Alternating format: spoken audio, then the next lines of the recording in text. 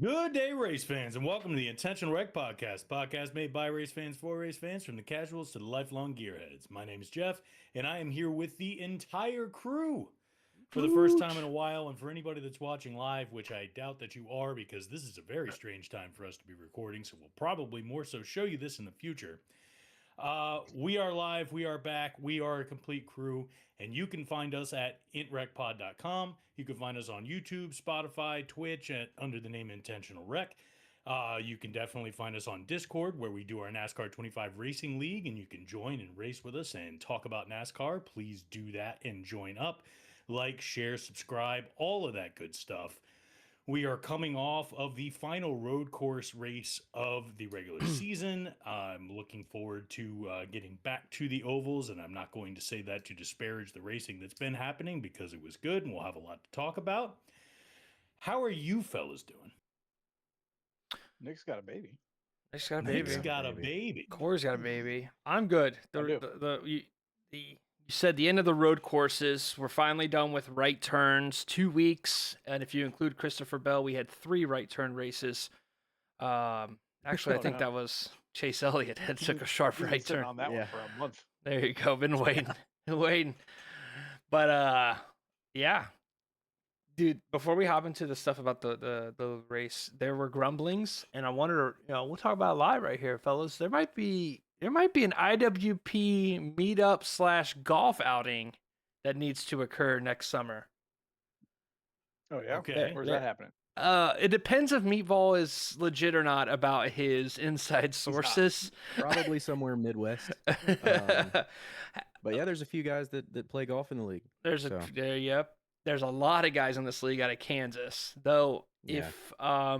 If this many white men meet in Kansas, they're We'll double the population. Double the population of the state. Hey, I beat him too. There you go. Hey. I was going down. Somebody might think it's a different kind of rally, but that being said, we're there for golf. Tiki torches. I can't see fucking shit in this thing. So, kidding. We are not. I think we can all agree they were a nice idea. This is a great idea. That's how I feel 12 rounds after golf. I'm just angry, and I go, I think we could agree this was a nice idea, but we should just stop now. So, Dude, anytime I get something like over my eyes, I'm like, can't see fucking shit at this thing. but Corey, not a golf Bowling guy? is air conditioned, so Bro, I haven't played a round of golf in 15 years probably. I'm going to be honest with you. Even if we did it and we did a 9-hole tournament, because stamina might be a problem for some of us out of shape boys. We gotta play 18. You can play 18 holes. A cart, you don't have to walk it. You can play 18 holes. I haven't played in over a year and a half. I'm gonna shoot 147, dude. I'll probably shoot over 100 because I haven't played in so long. Well, if it's something you're interested in, league, we would love to hear your thoughts on that and potential participation. Obviously, life and everything comes first, but I think it's a good idea. I think I've really been happy with this community we've gotten. So a little meetup around Kansas. There is a summer race in Kansas, is there not?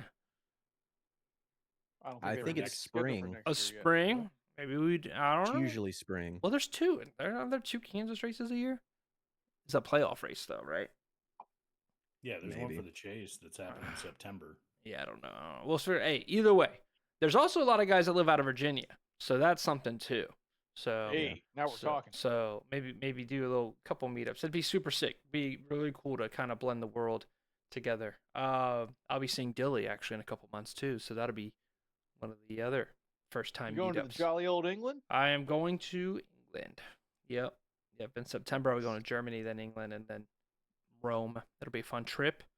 Unfortunately, I'll make the end of the league, so we will have a new champion by then in the IWP. Okay, enough about that point. We have an hour, and I just took 4 minutes talking about golf. So, well, if it isn't the consequences of my own actions. all right. So, everybody watch the race? We've had a couple scenarios where they get a chance. Did Corey, did you sit down and watch a Sonoma race? I watched stages 2 and 3. I did not watch the beginning of the race. Okay. Okay, you didn't miss much. See, you were talking about this earlier, and I wanted to withhold my thought. He didn't care for the race. Nick didn't care for the race this week. I thought it was. I think that I like the end of the race. I'm ready for road courses to be over. Two road courses in a row was not the move. That NASCAR, certainly is a decision. Yeah. but I thought it was a Sonoma race. But it wasn't 2 road courses. It was a street course and a road course. Yep. 2 right turn races in a row. If you're Chris Bell. Yeah. So. No, the race was mostly boring until it appeared that I would get to watch Briscoe almost chase down SVG, or Yeah, Briscoe was fast. ostensibly on TV get to watch him chase him down. I knew it was never going to happen. But Something I never say. There needed to be more cautions at Sonoma. We usually see more cautions than what we saw. I liked it. I mean, we saw a week ago the caution kind of flip a strategy call on its head and put Buescher and Zane Smith in a spot where they couldn't compete while they were kind of off strategy. We didn't know what was going to happen, and then this time, first of all, I will say this. I think the 750 package at this track led to passing. Gibbs and Bell, in particular, were guys that worked their way through the field multiple times. So to be able to say, like, hey, what am I looking for when I say, is this a good race? If a fast car gets buried, are they stuck or can they move forward?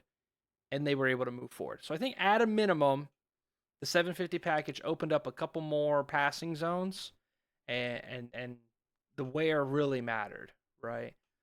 Second, the stage cautions hurt the strategy of the race here because Gibbs choosing to take stage points and not flip the stages led both times in stage 2 and stage 3, the fastest car up to that point, or one of the fastest cars, had to constantly work through the field, and then by the time he got up there, he was 4 seconds behind, right? If this was a race that incentivized not flipping and weird strategy like we have with most road courses, I think we have a fantastic battle between the 19, the 54, and the 97. Because we saw what Briscoe could almost do, and Gibbs had a faster car. Yeah, he drove back to third. Right. So I don't know if Gibbs had a faster car than Shane. I know that Shane walked him down from 3.5 seconds back in stage 1, but that's stage 1. So I think it's fair probably to say something along the lines of like, I liked things about the race, but I still didn't like the race. Yeah. Like there was things to watch and like, but like it's still Sonoma. It was boring, dude. I mean, again, one of those like it sucks that you have to do the extra effort, but there was a lot. Like for example, there was coming down to the last 5 laps, there was 3 in-season tournament battles throughout the field between cars that were within a second of each other. So for me, like, okay, cool. I'm watching Jones versus Logano. I'm watching Cindric versus Keselowski going back and forth. And then there was one more, I can't remember. It might have been Buescher. But like, I think it might have been Buescher and Nemechek or something like that. But like, those are like, okay, that's keeping me interested in a race that typically, I mean, we all circle some of them and we go, okay, which ones are we not expecting the most out of this year? Okay, but for a race that we expect the least, I felt it was fun, and we got a scenario where SVG looked kind of mortal. You know? Well, Sonoma's a much faster road course than really anywhere else we go except for Watkins Glen. And I don't know. I think that the disparity in speed is not as much there at higher speed road courses because he's great at taking care of the tires. He's great in braking zones. He's great in all of those things. And for a high speed road course, those things are less important. Yeah. So, yeah. Corey, you'll like this. I was watching some SVG interviews and stuff like that, and apparently he's got a ton of respect for Mr. Briscoe. He said a little comment. He's talked about this is the second time he's been that fast, but he was talking about how he is raced and whether or not he kind of has gotten more aggressive, and he mentioned by name Briscoe as somebody who he feels like races him really, really clean, and then he said it was a good thing the race wasn't a couple laps longer, too. Yeah. He said he really thinks the 19 out of, which is cool because you'll be shocked to know, guys, I got in an argument on Reddit this week. And Vin's No Reddit way. corner. Here we go. so your thoughts. I know I'm smarter than these dipshits because they're probably 10.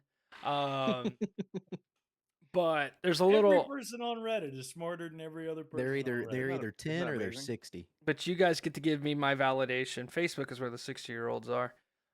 True. And the IWP Gen Chat. Shout out Plasic. Clap it up for the boys. So this is what I argued with the kid on Reddit about.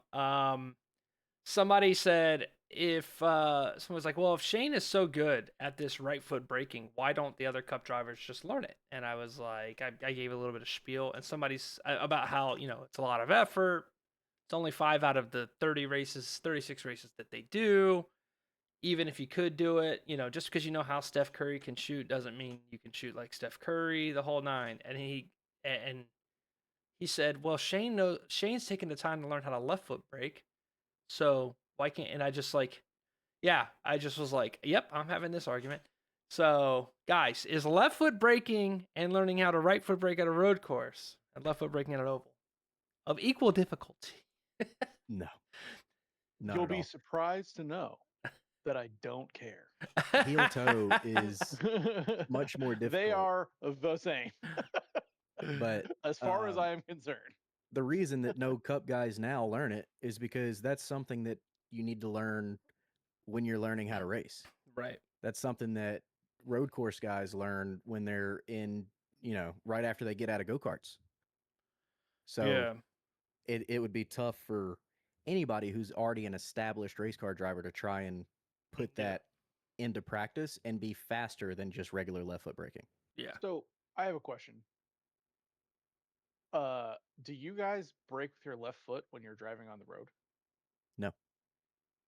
No. Good. Like in a normal car? No. So Like in your car. no, I use right foot. But Absolutely. when we're not. talking right foot Right. braking and racing, we're not talking about the braking. We're talking about you bring your foot over, you're modulating the clutch, you're braking, and you're heel toeing to rev match to help with downshifting. It's that technique. It's the whole technique of modulating the clutch to, because again, just if these guys decided to just heel toe without touching the clutch, they would just they'd be wasting their time. The whole thing of this is that Shane uses his left foot on the clutch. That stops the rear tires from dragging as much under braking, and that's what's saving the tire. So if those guys don't have that muscle memory of braking and using the clutch to modulate and then heel toeing, that's the difference. It's not just like they're choosing which foot to brake with. Like there's a whole extra process, and that was what I had to try to get to this person. Was like, we're not talking about just what foot you're braking with. We're talking about your braking and clutching and heel toeing in Yeah, a very heavy it's a stock whole car. thing. Right? Yeah. And you can't You make a have to think mistake. about a lot more Right. rather than just how far do I move my left foot. Right. So, just to clarify where that was. Obviously, yes, in real life, I've tried to left foot brake with my car, and then my wife gets mad at me. So, she goes, "Stop! You're not a race car driver." Or when the cars are open, you guys ever do this? Like, just like take the apex of the corner on a bend, even Yep. though it's Yep. the other one. So here's my thought process. You have got you're a driver. You've got a young guy, that you're molding. I don't care what age. You call it Keelan Harvey. Would you invest the time in the current state of NASCAR to teach them how to heel toe and try to Yeah, get that? Do you think that yeah, would there's no downside to it. really? You think you would? Okay. Because here's how I Get- thought about it. Like if you have unlimited resources, bring some road course pro in, teach your kid how to, actually drive road courses, and maybe run half a season in the Trans Am series Mm-hmm. to really dial it home. I think that's key. What series you put them in, right? Not Yeah. just learn how to do it, because chances are the kids are going to be doing dirt oval Mhm. or asphalt oval. I think you have to come up through the series because you have to get the live reps. Sim isn't going to help you because when the adrenaline's flowing and you're in the car, It's completely different. clearly different. And then second, I think the guys are okay finishing second at these tracks. It's not like there's 10 guys and you're in fear of being 11th every Well, it's week, different right? now that it's no winning in. We're not live, Jeff, though. It's recorded and uploaded later. Jeff sends me a message and goes, I don't think we're live. No, we're not Well, live. no shit. I We're mean, not. Okay. Nobody Yeah, told me there's- which way we were doing it. There's not a ton You're of fine. guys You that are do it right. I right did not now. tell you. There's going to be more that do it in the future, though, Mhm. especially seeing how successful SVG is with it.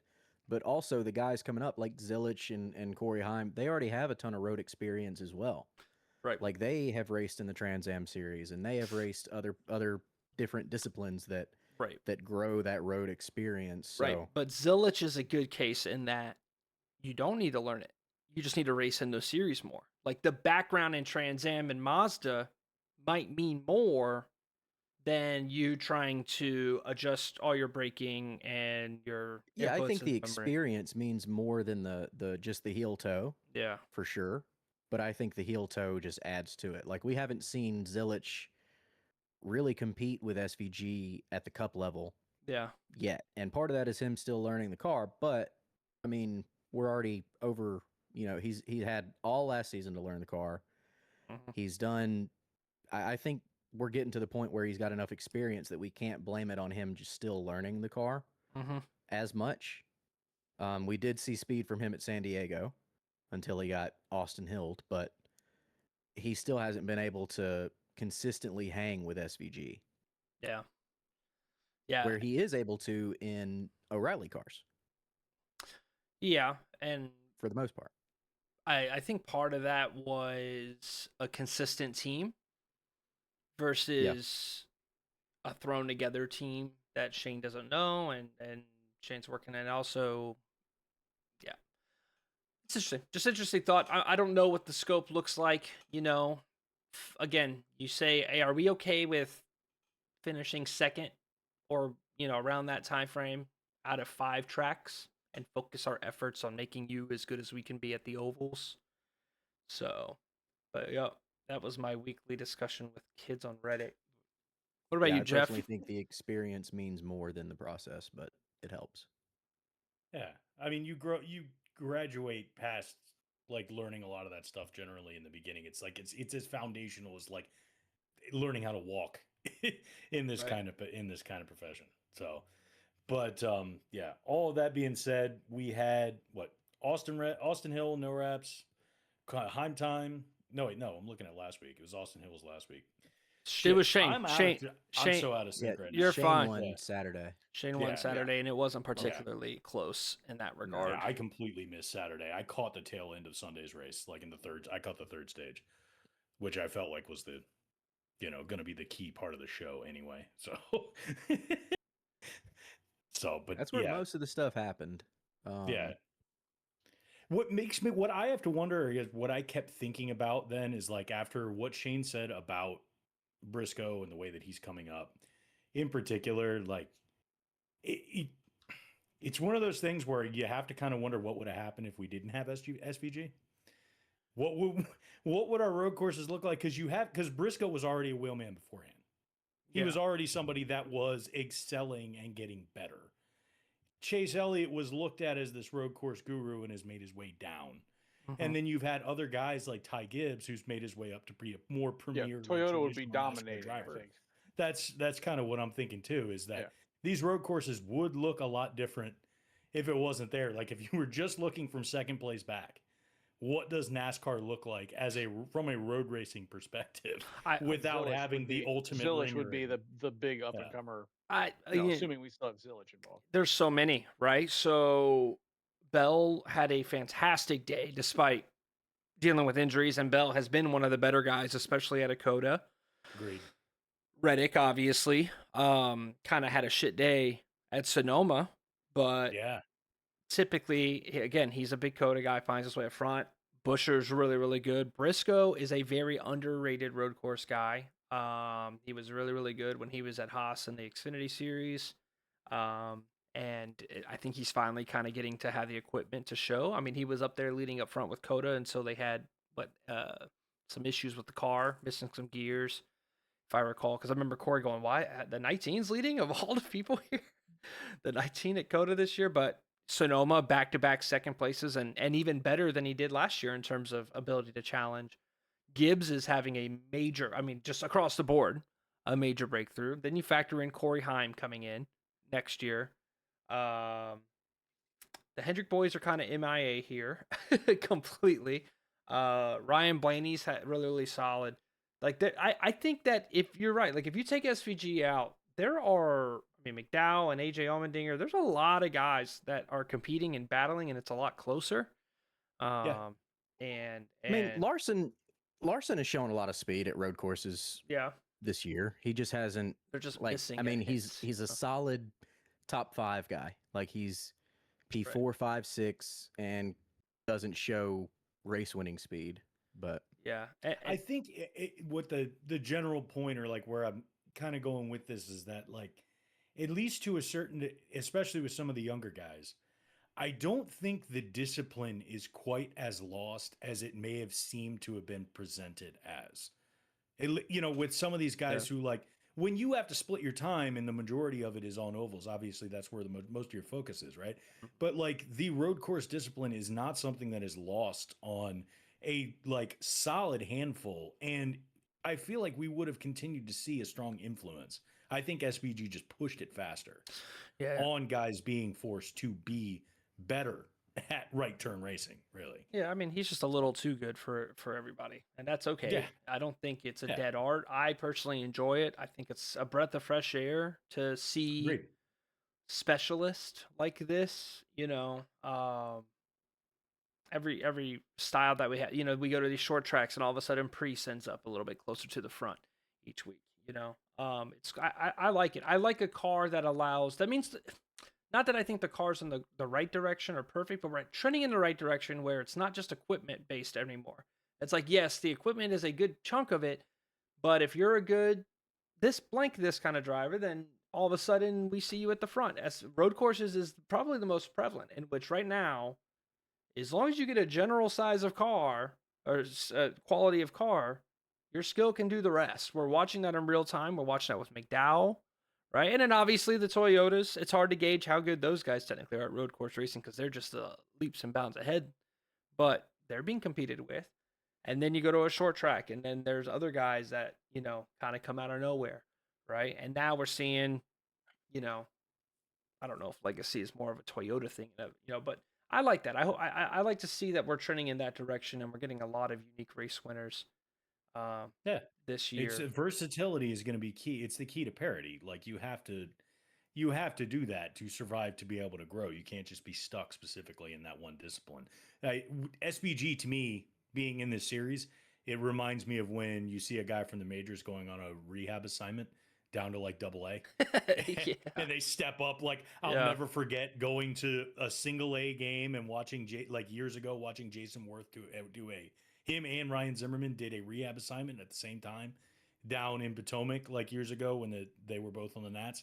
Mm-hmm. And watching them step up, and the first pitch that Jason Worth saw was a solid like 425-foot bomb clear into the woods off of this poor sap on the mound in a single A game, right? And that's kind of what it feels like sometimes when you get to a course like this and you watch when you watch, especially the first year of SVG, you were just like, holy crap. Yeah. But we're seeing the discipline evolve among the other NASCAR guys, and this is just forcing acceleration. But so when you say we have a variety of winners, you're talking about at road courses, not in general across the series, right? I just think we're getting to a point where, like, obviously, yes, 2 guys have won 9 races this year. Because I was going to say, we're 18 races in, and we have 8 winners. Right. I mean, again, 2 people have won 9 races. Yeah, I mean, obviously, like, and we're not even really seeing a variety. I guess I would say competitors, right? We have had, like, right now, yes, yes, Denny is fast, right? But there are, we're getting up to 1.5 miles, and there is a, Briscoe, Bell, Busher has been up there, not really leading too much. Gibbs, Blaney's been up there, Reddick, Hamlin. Like, yes, the guys that are winning the race, and they're doing a great job at closing out those races. And important to remember, some of those have been plate races and stuff. But it's cool to, like, see, okay, well, those guys don't get to just show up and dominate everywhere. At road course races, there's a whole other subset of guys that start to shuffle up to the front. You know what I mean? Yeah. And that's, and then we're seeing an emergence of guys like Zane Smith and, Daniel Suarez, who has completely, like, he's sitting top 10 in points Daniel Suarez is ahead of Bell, Briscoe, Byron, Bubba, all in points. Joey Logano. Those are not guys that we were expecting Daniel Suarez to be ahead of in points, and he is. You know what I mean? No. So yes, Well, if you Spire's going crazy. no, if you're looking exclusively at the win column, sure, yeah, like obviously two guys have won, but we've had this before, right? We had COVID era Denny Hamlin and Kevin Harvick. We had 2007 Jimmy Johnson, Jeff Gordon, right? We've had scenarios where just two dudes just like you're not winning a race unless one of those two wrecks out. You know what I mean? So, but Denny, I mean, I don't know if you mentioned it while we were recording or not, but a 1 point lead now is pretty gnarly, and that's the storyline we needed. You know what I mean? Who saw that after Reddick won, 5 races? Mm-hmm. Ask anybody, and they'd say, no, he's not going to be. There's not going to be a new points leader by race 18. Yeah, that's crazy. Yeah, not in the direction that was going. No. I think we're getting into the real like meat of the season at this point now. It's just interesting to think that there's a 100-point disparity between second and third place. So there's going to be a lot of guys that are going to be really trying to hightail it to snag as many points as humanly possible towards the end. I mean, we're going to be probably 3-4 races from now. We're going to be at a point where like Denny and Reddick can both just like kick back in the pit box, and like barely even need to touch the track before the chase actually starts. So it's going to be something. But speaking of looking ahead, I am really looking forward to next week. Mm-hmm. I am excited to see Chicagoland come back. I think it's a fun spot to race. One of the things that, and I've been trying to figure out why for a little bit. And I think, as silly as this sounds, I think the reason why I'm excited for Chicagoland is because of how much I miss Auto Club.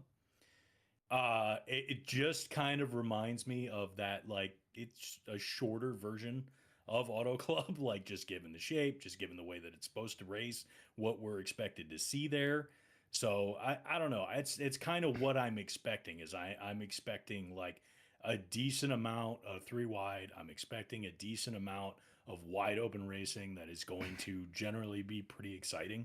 And I hope so, because I hope we get to keep that, because I was one that was saying I would love to see Chicagoland come back a couple of years ago. So what do you guys think going into Chicagoland?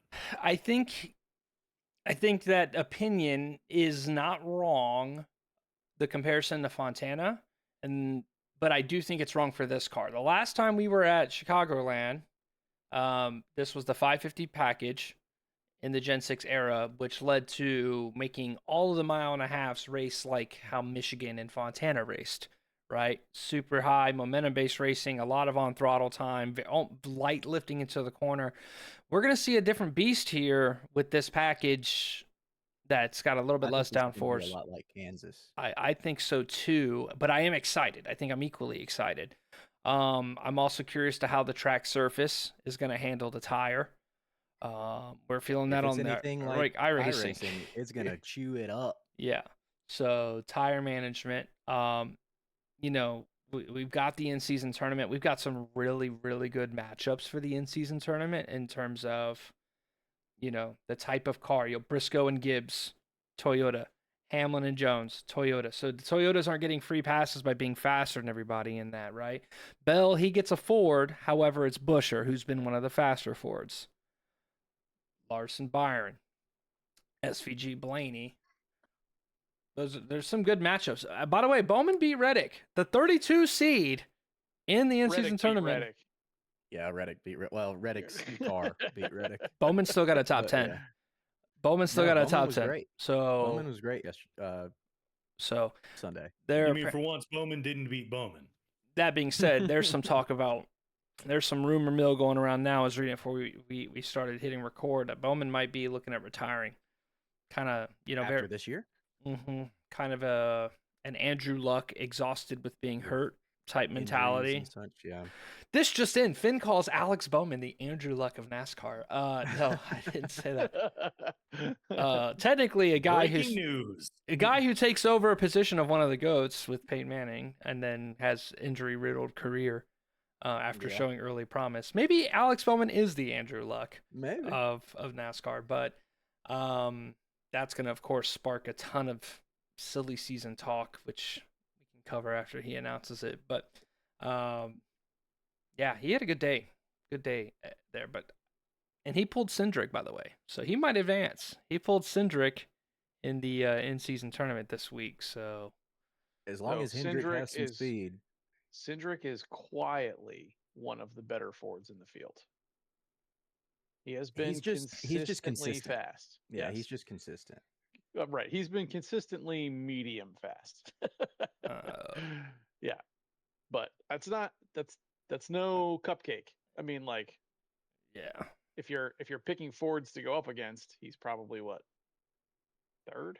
he was 38th in Charlotte, 26th in Nashville. Charlotte, he got caught up in a wreck. Yeah, you're right. Earlier, he hasn't had a top 10 since Watkins Glen. But we also haven't had cookie cutter tracks since But I just May. Again, I just don't think the forwards are fast anywhere. That like anybody not named True. like Busher, like literally genuinely Busher and Blaney. Busher and Blaney. Like I would rather be in the 17 card than the 2 or the 22 or any of that. And nobody knows. This isn't really a track everybody has a lot of data on, which means I think some of the raw speed's going to matter more, right? I'm That's kind excited. of what that's where I think this is also going to be kind of fun because we don't know. Oh, I know you're going to have fun, you fuck. You're going to have a ton of fun the way Denny Hamlin's been running. Yeah, Yeah. Denny. Oh, I'm enjoying that. Plus, I mean, Chicagoland historically, like in its previous iteration, was a Toyota track. So A little bit of insider knowledge. Denny ran the tire test for Chicagoland. Oh, so Jesus Christ, dude. Ugh. This guy's going to win again. Hey, who was the So, yeah. last? Who was the last winner It of? happens to be that like the times that I can't be on the pod seem to be after Denny wins, so I don't get the satisfaction of getting to be there while Finn has to talk about Denny dominance on the stream while I'm there. I don't get that satisfaction because I won't be on the episodes next week. Newsflash to everybody else, but that I always end up getting to miss that part because he remembers that. He doesn't forget. It's not like Penske. He remembers when Denny wins. So Yeah. I For don't. a couple days anyhow. I don't. All right, here's my other Reddit discussion I had this week, which was somebody said, I'm new to NASCAR. Has Denny Hamlin always been this way? And I just commented, this wasn't an argument, but I just kind of reiterating what I've said in the past, which was Denny was just like never a heel. Like I get he kind of has the heel now, lately because there hasn't, but like I never had any issues with I never hated Denny Hamlin for all it's of my because Kyle fanship. Busch was always the heel. True, yes. But also, like, Denny would just go win his 2 Pocono races and then, like, be 8th place in the playoffs. And then, like, I'm happy for you, bro. You know what I mean? Like, I always liked the FedEx cars. I never had any issues. Denny comes off to me like a guy who cares deeply about the success of the sport. Yeah. Well, and yeah. he is willing to do and say what needs to be done and said, what he can and do and say to actually promote and make it as interesting as he possibly can. Where like, I mean, God bless Chase Briscoe. I'm a fan, but it's like no one's tuning in on Sunday because Chase Briscoe is an amazing personality, right? Like it's just not a thing. Well, I can say the same about the other Chase, but Denny comes off like he'll play the heel if the heel needs played. And there's a void of that right now.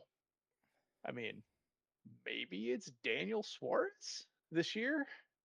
Hocevar would have been closer than that. Hocevar, like, yeah, I get. I only say Suarez because it's like he's been pretty vocal about pretty much trying to run over the Trackhouse cars all year.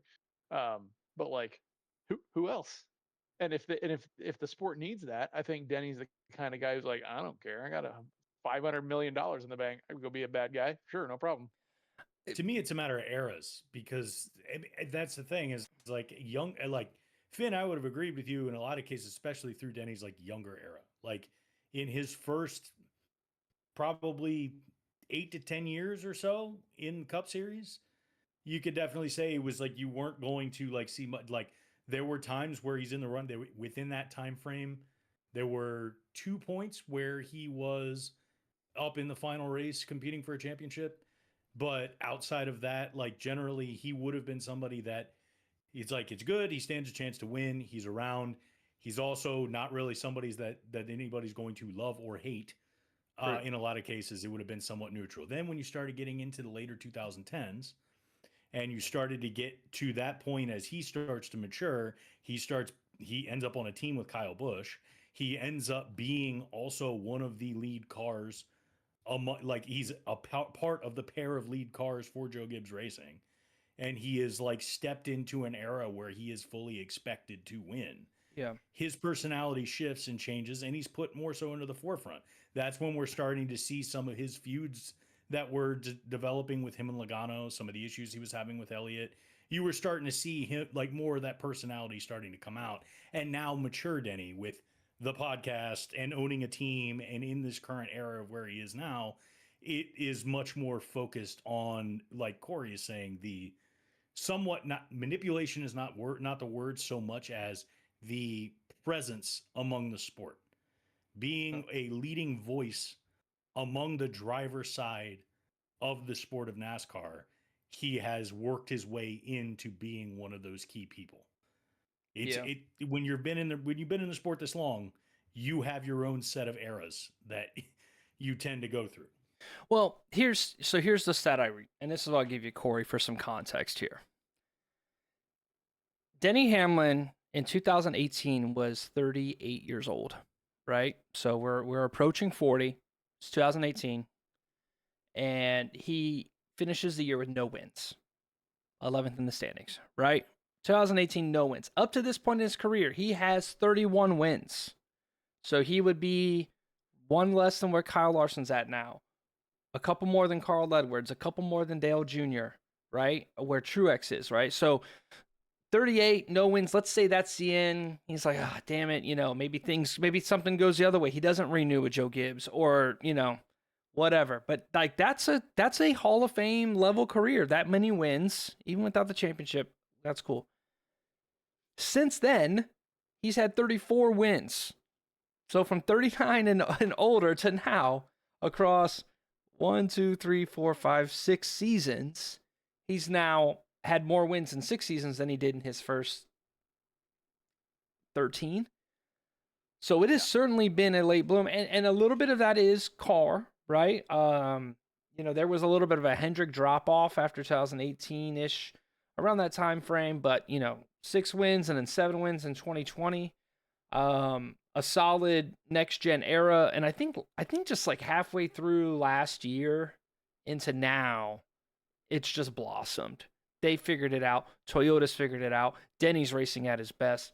I don't know what, Well, this is why I can't fathom people talking about him retiring. Like, why? It's killing everybody. I get that if you're he tired. wins a championship, aging, I would totally understand him retiring. Yeah. So that is the one caveat, is if he wants to Peyton Manning it and ride off into the sunset. By the way, shout out Peyton Manning, 2 mentions in the same IWP episode out of nowhere. But like, if he doesn't win a championship, why stop racing? Making millions of dollars, you're winning races, and you're probably having the time of your life traveling all over the country. Yeah. I mean, I just don't get it personally. Like, I get that the sport is physically demanding. I understand that. I'm not trying to downplay that in any way. But he can do it. He's doing it right now. Yeah, I don't think there's a need to retire off skill. I think it was always just going to be age eventually catches you. Now, we've seen guys in this sport compete well into their 50s. In fact, he's always been considered this era's Mark Martin. Mark Martin, again, go back and race. Mark Martin now, the guy that you see, he doesn't look all that different than what he did look like when he was racing, Yeah. But he's also like a health nut and is one of the greatest wheelmen of all time. So I don't think, and obviously like the big loss of his father, right? Like, heart crushing loss of a championship, then lost his father in like horrible fashion. I think it was we're not going to see, no matter what, no matter what the decision is, no matter where it goes, like it's not the end of Denny Hamlin in racing. It's just, there's a possibility of end of him behind the car. Because that's the other thing to remember is like, I don't know if you guys follow him on social media at all, or pay attention to any of his antics outside of that. But like the dude is constantly, going somewhere to party, going to other events. Like he's going to sporting events all the time. He's doing a lot of stuff like just watching his kids grow up and trying to be part of it, because that's another part of this that has to be considered, is that he's got a couple of kids that he wants to see grow up. Right. We don't necessarily have to talk about the situations that have happened within his marriage, but at the same time, like, that's something to consider, because that's its own element of work that has to be done in life, that it's Mhm. really hard to do when your entire life is spent traveling around the country everywhere that you got to go all the time, so you kind of get to a point where, hey, like, a little more freedom to manage the things that I want to do in life become a little bit more important than being behind the wheel. So I mean, look at and you look at guys like Junior, look at guys like Gordon and Jimmy Johnson, who, like, Jimmy's only going to be stepping out of the car for the first time, but he's not going to be anywhere far away from the sport of NASCAR. Mhm. That's the thing. It's not going to be like a Carl Edwards situation where we see once out of a blue moon, we just see him crawl out of somewhere and show up in a commentary booth or anything like that. Yeah. He's going to be involved with the And just sport. be handsome. Just be Yeah. painfully handsome. Yeah. Yeah. I know the feeling. Yeah, and I Yeah. think they have an obvious succession plan with Cruz. So if it gives just 1 or 2 more years, it is. Another thing off of that where I got the Hamlin 38-year-old thing, Harvick, 10 years into his career, had 15 wins. He had another 12 seasons in which he finished with 60 wins. So he had 40 wins with SHR alone. That's crazy. And how much of that early was like in like his like first couple years in the time, like right at the, like, when Dale passed, and he was like basically like taking on that mantle there for a little while before, and then having a gap, and then really like riding off into his twilight, very, very victorious. Yeah, I mean, from the time that he left and went to Stuart Haas, 5-win seasons, 8-win seasons, 9-win seasons. They were, yeah, that was all. I mean, that was all Hendrick gear, for the most part of that. Stuart Haas used to have a Hendrick alliance. They used to be a Chevy team there, Corey. So that was a big one. But no, I think this has definitely been one of the better late bloom things, and I'm excited. I'm sure Denley's going to go in, and I mean, with the tire test at Chicagoland and how fast that car's been, it's hard pressed to think that anybody else should be on your pick'em line, your bets. Yeah. We're getting really close to Denny at 1.5 miles being a safer bet than SVG at a road course race. Who won the last Chicagoland race? Was it Bowman? It was Alex Bowman. Alex Bowman. That's what I thought. He got passed by Larson and then passed Larson again. And then Larson took his ride in his glory. So that was in the 88. That was not a 48 win. So I don't count it in my fanship. Yeah. But yeah, I'm excited to see what that track looks like. I was always a big Chicagoland fan. It's crazy to see the ebbs and flows of NASCAR fanship, because I remember like 2010 and just like the cookie cutter fatigue that NASCAR fans had. It's crazy. Corey, we had like 15-mile-and-a-half races in the Gen 4 low. in the Gen 4 era, and people were getting tired. They're like, "Oh my God, can we get a different style of racing?" And get kind of what led to the 550 package being a thing, was trying to change the style of racing at those tracks, and then the rebanking of Texas, and then I know, right? We were wrong. Well, I wasn't wrong. I loved it. I was a Jimmy Johnson fan. I love 1.5-mile track. Same. More. Yeah. We should do 30 races at Charlotte, as far as I'm concerned. Mm-hmm. So, Well, speaking of that, the next couple are kind of bangers. yeah, Like Atlanta's a good one. Chicagoland, Echo North Park, Wilkesboro, North Wilkesboro, Indy. Brickyard, Yeah. and Iowa, And and Iowa. Richmond. So it's like it's just like all the rest of the regular season. Feels good. It's We're in a good spot. It's gonna be awesome. Yeah. 8 races to go in the regular season. There's a bunch of dope ones in here. All right, so 8 seasons. You want to look at points? Yeah. Denny Reddick, cool. Blaney's pretty safe. Ty Gibbs, pretty safe. Kyle Larson, he's safe on points, but maybe trending. I don't know. Kyle Larson, I think, has finished like, I think he has like 1 non-top 5 in the No, last. he's had He has speed 8 top recently. 5s. He has 8 top 5s, but in like his last 6 or something races, he's only finished outside of the top 5 once. So, yeah. He's only got he's the been second quick. most laps led and doesn't have a win yet. I Sin- mean, I Yep. get that I'm captain laps led, but still, since that's a lot of laps. Charlotte, only one race. He finished 23rd at Nashville. Everything else has been top 5s. So, 5 cars seems they figured stuff out. Elliott doesn't feel like a guy that's got 2 wins. But then think he's No, even when he got his wins, he wasn't the fastest car. right. But Bush, I mean, yeah.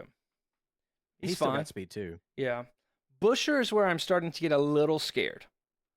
All right. Now we're in the guys that are between 200 and 300. There are 7 cars in this range.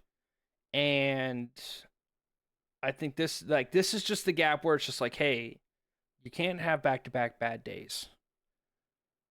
You know, you're probably safe. Yeah. Busher, Hocevar, Suarez, those are 2 guys. I mean, I think Hocevar was expecting to make the chase. I don't think Daniel Suarez's team was expecting to make the chase. So, But like, who scares you that's not currently in? Anyone? Eric Jones, Maybe Eric Jones and I mean like Zane Chastain? Smith. If Zane Smith I can don't think figure it out. Logano's- Zane Smith is a Logano's not lot of carrying points anyone right behind now. because of 3 DNFs, but Zane Smith has been faster than Chastain, McDowell, Logano, Allmendinger, Keselowski at every track. Probably fair.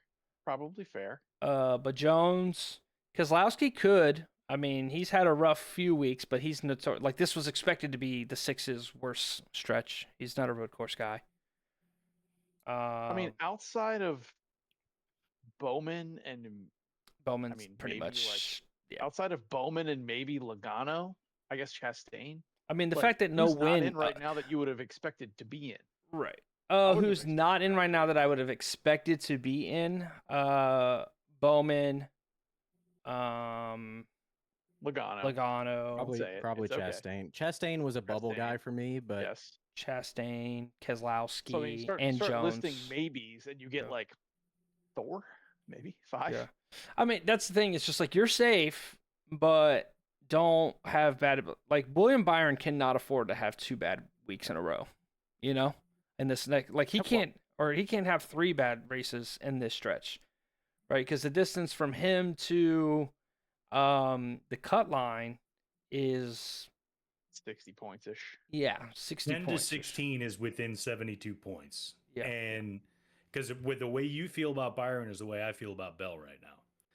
Generally, like that's one of the things I've kind of just been watching is like you were talking about laps led. You've talked about that kind of stuff. It's like, does it feel to you like Christopher Bell has led over 400 laps, that he's among that top 5 mark of laps led in the season? Because it doesn't feel that way to me. I mean, I think the shift and the change that the potential to happen between 10 and 16 over the next 4 to 5 races has a chance to be very substantial. Right. Like as far as like where anybody's going to shift and what their position looks like as we roll into the chase. And And what moment for them looks like as we roll into the chase. Because what we're talking about is safety, right? But Yeah, what we got to yeah. remember now is just because you got in the chase and 11th through 5th and made it, that's the reset isn't. It's not this. Okay, we win and we move on anymore, right? And we got to remember we Right. got to shift our thinking about that. Okay, so those guys were listing. Busher, okay, don't have a couple bad weeks. Are you probably safe from an elimination? Bell, Briscoe, and 10th and 11th. Are you probably safe of elimination? Yes. You don't want to be having to claw your way out of a deficit, too big of a No. points deficit when we get to the chase. You know what I mean? You don't want to have to be a scenario where you have to win 4 races to win the championship. 4 out of 10, 5 out of 10. That's because that's not going to happen in today's chase. So that's what I'm curious about is there's no more just make it, right? Like Shane, just make it. Why? Because you guarantee yourself a certain payday. That's going to help. That's great. Daniel, just make it because nobody was expecting you to even be in there in the 7 car, and now you've secured yourself a ride.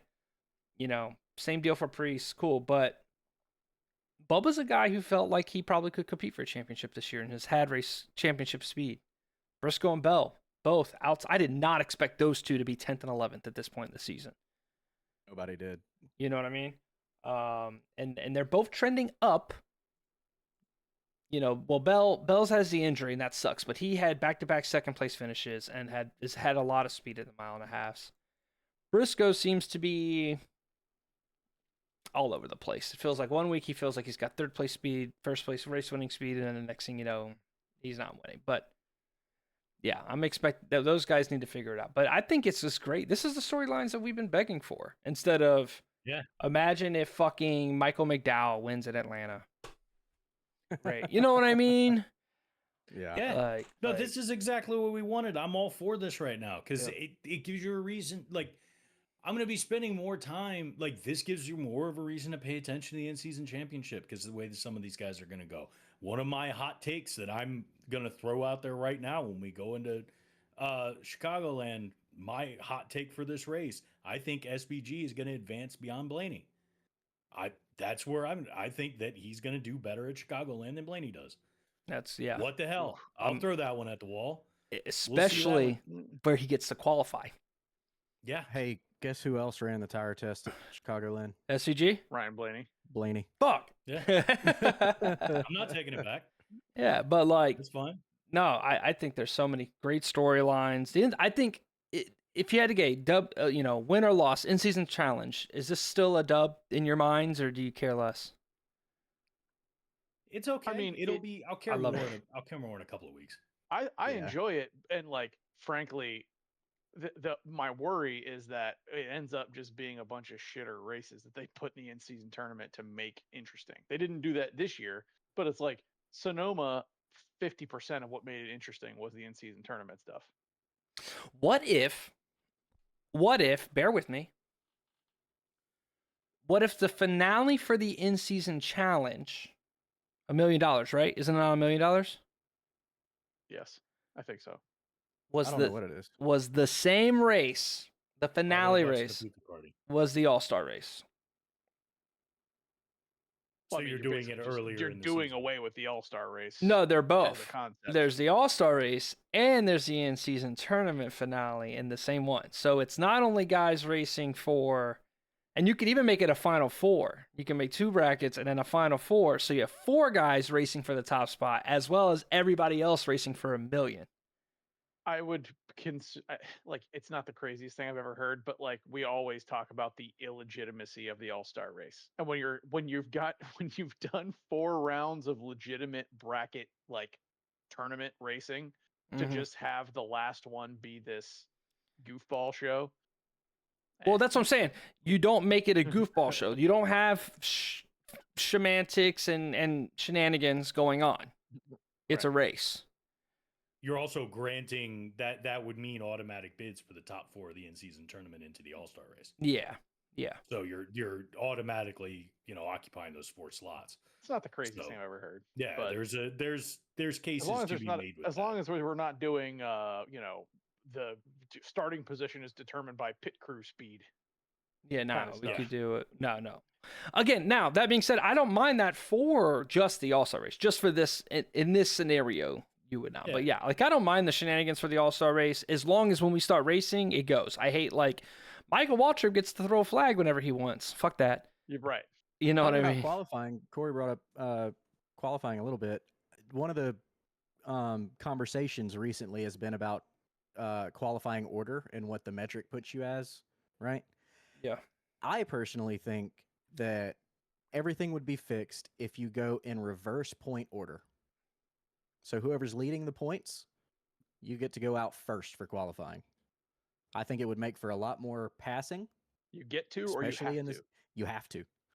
I think it would make for a lot more passing, especially in the first stage. And it would, the later guys have more of an advantage. Why would you give whoever's already in first place in the points more of an advantage? You know what I mean? I am okay if they were completely randomized. I hate if we're going to treat the season as 36 unique experiences, unique races. I don't know if I like such a drastic advantage going from one weekend to the other. Now, at least your scenario about points at least says it's the full season across the board, right? Yeah. Like, as much as I think it's going to be cool that SVG gets to qualify near last and probably will have a better, as long as they've got the general speed in the car, I do think it's a little lame that, like, one good finish or something like that changes that dynamic, right? Why does Daniel Suarez, because he got, lucky in a 600 rained out race, now get to qualify, and then we're back. And and not only that, we're seeing how huge of an advantage it is for starting position. And then normally I wouldn't care, but like you look at SVG, who got to qualify up front, start up in the top 5 at Nashville, and Yeah. wow, he was able to stay up front all day. Whereas like it looks like these cars, they drive great when they're up front, they drive like shit when they're in 19th. And so I think personally, like you could even do a weighted randomization. Like you're more likely to get a later number in the pool if you are higher in points or whatever. Pulling lottery balls now. NBA They used to. lottery style. They used to. Yeah. They used to. Yep. It was not always like this. Wow. Yep. Pick numbers out of a hat. Picking numbers out of a hat to see when you go. Qualifying. Yeah. The sport really was in its glory in 2005-ish time frame. Like there's a lot of things that they just decided to change. And I get why the drivers want that. Random week by week seems to make the most sense to me. That's what I like. If you really got the speed, either A, you can make up for it. If Denny Hamlin has to go out first and he doesn't have that fast of a car because the grip's not laid down, okay, cool. Well, you had the fastest car on Sunday. Figure it out. That's why I think reverse point order, because you have the guys who are fastest consistently throughout the season. They're laying the rubber for everybody else to try and wait. When you say try and reverse, parody. when you say reverse point order, that means Denny goes out first. Yes. Yes. Yeah. Okay. Because now, so I guess it would Parity. be just point order. Yeah, that's why I was like, "Where's the Basically. reverse? Where's the yeah? If you go out in point Yeah. order, then sure, yeah. Not against it, but they're gonna hate that. But yeah, Reverse Yeah. metric, So I fine. guess. Cody Ware. Guys just out there killing it and like being like, sorry, champ. You got to go out now, Bubba. Time to go. Yeah. Speaking of time to go, fellas, we are on a tighter Good ship segue. this week, so we're gonna wind this down. We're gonna wind this down. That's gonna do it for us this week. Please make sure you check out our website at recpod.com. Check out our Discord server for Intentional Rec. You can find us on YouTube and Twitch under the name Intentional Rec. And please make sure you like, share, subscribe, tell all your friends, join the server, race with us, talk racing with us. Outside of that, all of y'all have an awesome weekend. Have a great time. Anybody that's watching this in the very near future, get to your cars so we can start for our race. Finn, I hope you're back by then so we can actually do our league race. I will be back. I'll be good. All right. We will see y'all later. Later.